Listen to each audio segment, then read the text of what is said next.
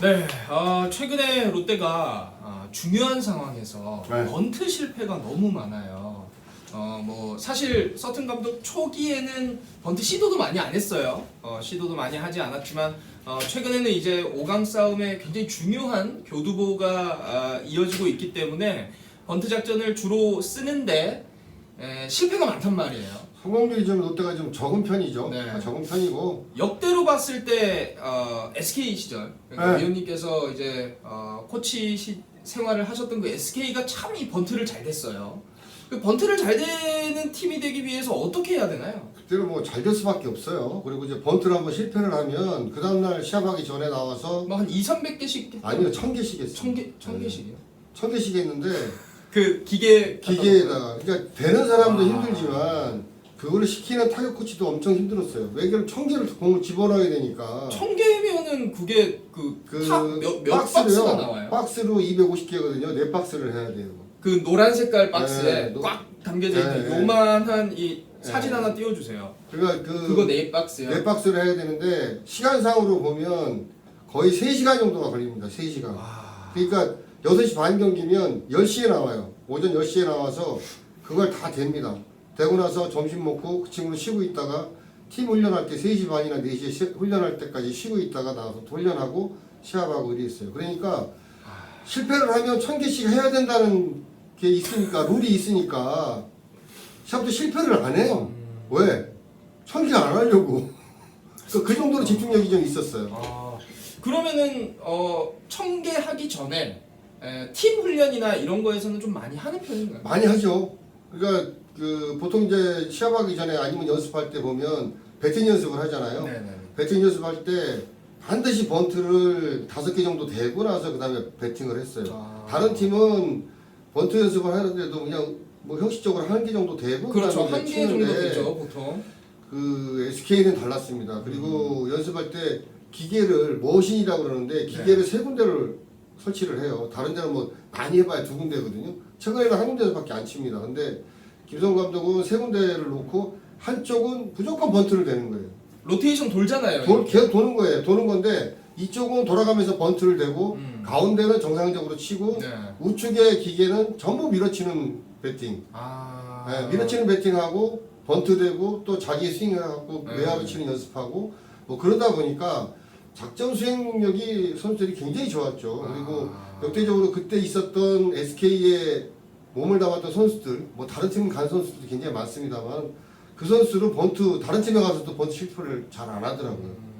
그러니까 그 기계 3개 중에 하나가 이제 번트 연습이니까 그렇죠. 네. 최소한 30% 이상을 번트 연습에 이제 할애를 한 거네요. 그렇죠. 모든 네. 타자들이 다 하나요? 모든 타자들이 다 합니다. 4번, 3번 4번 타자 이호준 이호준 선수도 박정권, 이호준 박정권 이호준 선수도 뭐 시합 때 그렇게 뭐 번트 되는 일이 거의 없었어요. 그런데도 왜 자꾸 연습을 하냐면 아주 중요한 경기 코리안 시리즈까지 가게 되면 4번 타자도 번트를 해야 돼요. 그러니까 코리안 시리즈까지 생각을 하고 연습을 한 거예요. 그때는. 그리고 제 기억에는 김성근 감독이 그렇게 연습을 많이 시켰고 두 번째로 많이 시킨 사람이 김경문 감독이거든요. NC 시절에도 아리조나 캠프를 가게 되면 한쪽 면에 무조건 번트하는 조가 따로 있었어요. 그러니까 배팅하는 조, 수비하는 조, 번트하는 조가 따로 있었어요. 따로 있을 만큼 번트를 굉장히 중요시했습니다. 그리고 도리 연습도 굉장히 많이 했고요. 네. 그러니까 공격할 때 4개 조로 연습할 때 4개 조로 나눠서 한 조는 베이스 러닝만 해요. 또 한 조는 번트만 되고 한 조는 수비 연습을 하고 한 조는 배팅 연습을 하고 이게 돌아갔어요. 이게 그러니까 그런 시스템이 지금 선수들은 그렇게 하게 되면 연습을 굉장히 연습량이 너무 많다. 나한테 필요한 연습이 아니라고 생각을 하는데 필요한 연습이 아닌 건 없습니다.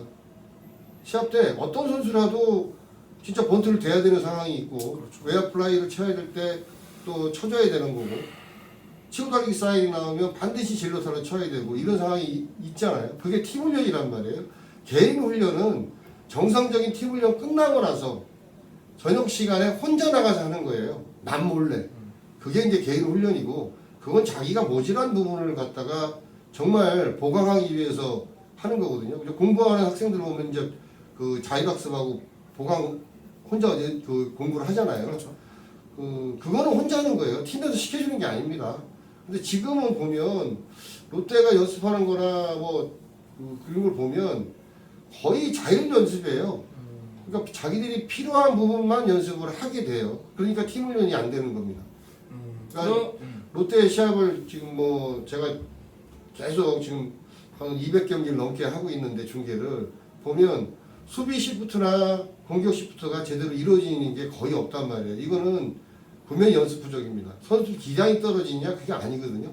다른 팀에 비해서는 선수 기량이 굉장히 높은 팀이에요.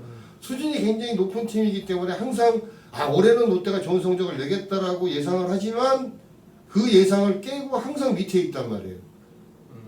프로야구에서요. 꼴찌를 제일 많이 하는 팀이 롯데입니다. 롯데가 9번이나 했어요. 꼴찌를. 근데 전력상으로 보면 절대 꼴찌할 팀이 아니란 말이에요. 그런데도 다른 팀에게 성적이 뒤지는 건 물론 개인 연습도 중요하지만 팀 훈련도 좀 굉장히 중요하다. 이걸 좀 강조하고 싶네요. 결론적으로 번트를 잘하기 위해서는 연습이다. 연습밖에 없어요. 훈련이다. 그러면 이거 뭐 타고난 선수도 있습니다. 타고난 선수를 몇 명 봤는데 조동화 선수라든지 아니면 뭐 전준호 선수 이런 선수들도 굉장히 번트를 잘 되더라고요. 전준호 선수. 전준호 선수 네, 지금은 네. 저 NC의 예전에 이제 네. 롯데에서 1번 타자를 했었던 맞습니다. 좌타자. 네. 롯데 NC 2군에 지금 주루 코치를 하고 있는데 그 선수를 처음 봤을 때 이 선수는 타고났다라고 생각을 했어요. 번트 자체가 네. 연습 없이도 그냥 너무 잘 되던 거네요. 네, 타고났다고 생각을 근데 뭐 했는데 그 선수들도 프로 오기 전에 엄청나게 연습을 했겠죠. 제가 생각을 잘못한 거예요. 나중에 물어보니까 네. 전준호 선수도 그 빠른 발을 가지고 자기 특성을 살리기 위해서 번트 연습을 엄청나게 했고 그러니까. 예. 심지어 조동화 선수 같은 경우는 전준호 선수보다도 발이 느리고 체구가 더 작습니다. 네, 네. 근데도 번트를 더 잘 돼요. 제일 프로야구에서 잘 됐던 사람은 저는 그 조동화 선수라고 생각하거든요. 근데 물어보니까 캠프 가서 하루에 2,000개씩 했대요. 2,000개씩을 2달 하고 나니까 그 다음부터는 번트가 그렇게 자신 있더라 얘기를 하더라고요. 그래서 조동화 선수가 살아남았고 아직까지도 코치 생활을 하고 있습니다. 그러니까 저는 그렇게 생각합니다. 타고난 선수는 없어요. 타고났다 하더라도 연습이 모자라면 그 선수는 절대 성공하지 못합니다. 비록 타고나지 못했더라도 연습을 많이 한 선수들 이런 선수들은 다 성공을 했습니다. 저는 뭐 장정우 선수나 김현수 선수 연습생으로 들어와서 드래프트에서 스카웃이 안 된 선수들이에요. 그런 선수들이 와서 수많은 연습 엄청난 연습량을 가져가서 대스타가 되는 걸 누르러 봤으니까 감히 말씀을 드리는데 선수가 잘하기 위해서는 연습밖에 없습니다. 네, 허케TV였습니다.